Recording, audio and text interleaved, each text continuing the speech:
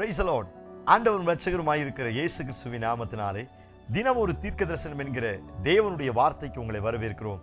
தீர்க்க தரிசனம் என்பது தேவ ஆவியால் அருளப்பட்ட அவருடைய வாக்குத்தத்தமான வார்த்தைகள் மாத்திரமே. இந்த நாளுக்குரிய தீர்க்க தரிசனமான வார்த்தைகளை வாசித்து நாம் செபிக்கலாம். உபாகமம் 4வது அதிகாரம் அதனுடைய 31வது வசனத்தை நான் வாசிக்கிறேன்.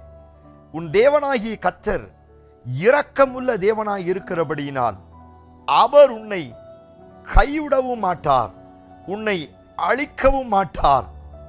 உன் பிதாக்களுக்கு ஆணையிட்டு கொடுத்த உடன்படிக்கையை மறக்கவும் மாட்டார் என்று ஆண்டவர் வாக்குத்தத்தம் பண்ணுகிறார். ஆமென். இந்த நாளுக்கு தேவன் கொடுக்கிற தீர்க்க தரிசனமான வார்த்தை, உன் தேவனாகிய கர்த்தர் இரக்கமுள்ளவராய் இருக்கிறபடினால் அவர் உன்னை அழிக்க மாட்டார், உன்னை கைவிட மாட்டார், உனக்கு வாக்குத்தத்தம் பண்ணினதை மறக்கவும் மாட்டார் என்று ஆண்டவர் வாக்குத்தத்தம் பண்ணுகிறார். எத்தனை பேர் இந்த வார்த்தைக்கு ஆமென் சொல்றீங்க? இந்த சத்தத்தை கேட்கிற நீங்கள் யாராக இருந்தாலும் இந்த 3 ரேமா வார்த்தையை பிடித்துக் கொள்ளுங்கள். நாம் ஆராதிக்கிற நம்முடைய ஆண்டவர் நம்மை அழிப்பது கிடையாது, நம்மை கைவிடுவது கிடையாது. அவர் எனக்கு சொன்ன வாக்குத்தத்தங்களை மறந்து போவது கிடையாது. எத்தனை பேர் இந்த வார்த்தைக்கு ஆமென் சொல்றீங்க? Praise God. நம்முடைய ஆண்டவர் அவ்வளவு இரக்கம் உள்ளவர்.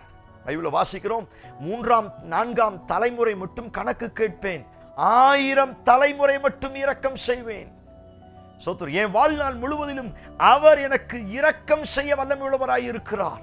அவருடைய இரக்கத்தின் ஒரு வெளிப்பாடு தான் இந்த வார்த்தை.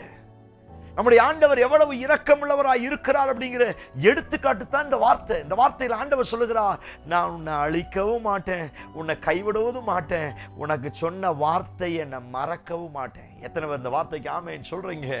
தோத்திரம். இதற்கு நேர் ஆப்போசிட் நம்ம சந்திக்கிற மனிதர்கள், நம்மை சுற்றிலும் இருக்கிற அநேக மனிதர்கள் இதற்கு நேர் எதிரானவர்கள். அவர்கள் நம்மை மறந்து விடுவார்கள், அவர்கள் நம்மை கைவிட்டு விடுவார்கள், அவர்கள் நம்மை ஸ்தோத்திரம் அழிக்கும்படியாய் எழும்புவார்கள். ஸ்தோத்திரம். இதான் மனுஷனுக்கும் ஆண்டவருக்கு இருக்கிற வித்தியாசம். இவ்விதமான சீரை பெற்ற ஜனம் பாக்கியம் உள்ளது. இதுதான் நீங்களும் நானும் ஏன் பாக்கியம் உள்ளவர்கள்? இப்படிப்பட்ட ஒரு நல்ல தேவனை ஆராதிக்கிறோம்.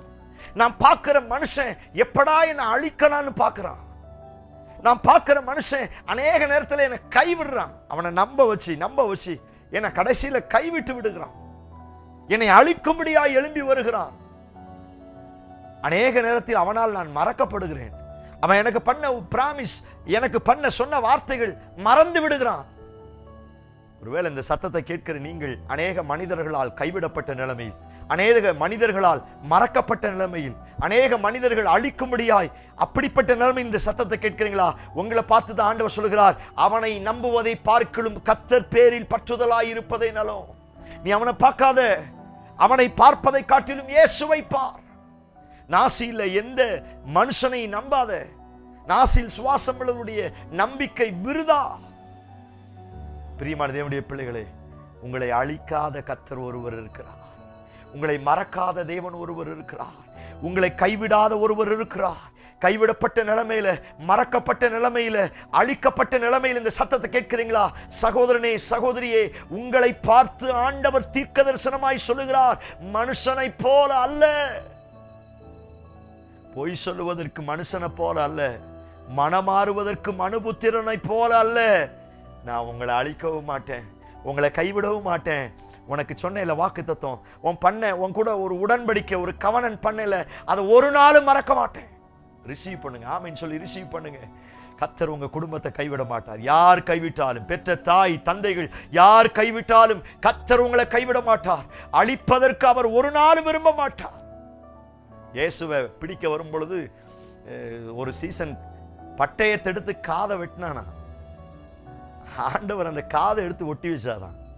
இதுதாங்க ஆண்டவருடைய இரக்கம். Praise God. எவ்வளவு மேன்மை பாருங்க. தன்னை பிடிக்க வந்த, காட்டி கொடுத்த யூதாசை கட்டி பிடித்து சிநேகிதனே என்று முத்தமிட்டார். அவருக்கு அழிக்க தெரியாதுங்க, கைவிட தெரியாதுங்க, உடன்படிக்கையை மறக்க தெரியாதான். சத்தத்தை கேட்கிற நீங்கள் மறக்கப்பட்ட நிலைமையில நிறைய பேர் என்கிட்ட உடன்படிக்கை பண்ணாங்க, பொருத்தனை பண்ணாங்க, எல்லாரும் என்ன மறந்துட்டாங்க, நான் அழிந்து போகிற நிலைமையில இருக்கிறேன்னு இந்த சத்தத்தை கேட்கிறீங்களா? உங்களை பார்த்து ஆண்டவர் சொல்லுகிறார், நான் உனக்கு இருக்கிறேன். Praise God. நீ பயப்படாதே, திகையாதே, நான் இருக்கிறேன். கண்களை மூடி இந்த வார்த்தைக்கு ஆமென் சொல்லி நன்றி செலுத்தினேன். Price the Lord. நான் உன்னை கைவிடவும் மாட்டேன், நான் உன்னை மறக்கவும் மாட்டேன். நான் உன் மேல வைத்திருக்கிற வாக்குத்தத்தம் ஒரு நாள் மறந்து போவதில்லை. ஆண்டவரே, உடைக்கப்பட்ட நிலைமையில, அழிக்கப்பட்ட நிலைமையில, கைவிடப்பட்ட நிலைமையில யாரெல்லாம் அந்த சத்தத்தை கேட்கிறாங்களோ அவங்க வாழ்க்கையில கர்த்தர் அற்புதங்களை செய்வீராக. உங்க இரக்கத்தின் மகிமை, உங்க இரக்கத்தின் அபிஷேகம் அவர்கள் மேல் வெளிப்படுவதாக என்று நான் ஜெபிக்கிறேன். பரிபூர்ண மாற்றத்தை கர்த்தர் அப்படி செய்வீர் என்று நம்புகிறோம். இயேசு கிறிஸ்து மூலம் ஜெபிக்கிறோம். ஜெபம் கேளும் நல்ல பிதாவே. ஆமென், ஆமென். Praise the Lord. நம்பிக்கையோடு இந்த நாளை துவங்குங்கள். அழிக்காதவர், கைவிடாதவர், மறக்காதவர் உங்க கூட இருக்கிறார். ஆமென் சொல்லுங்க. இந்த செய்தி உங்களுக்கு ஆசீர்வாதமா இருந்துச்சுன்னா மற்றவங்களுக்கு ஷேர் பண்ணுங்க. கர்த்தர் உங்களை ஆசீர்வதிப்பாராக. ஆமென். Praise the Lord. God bless you.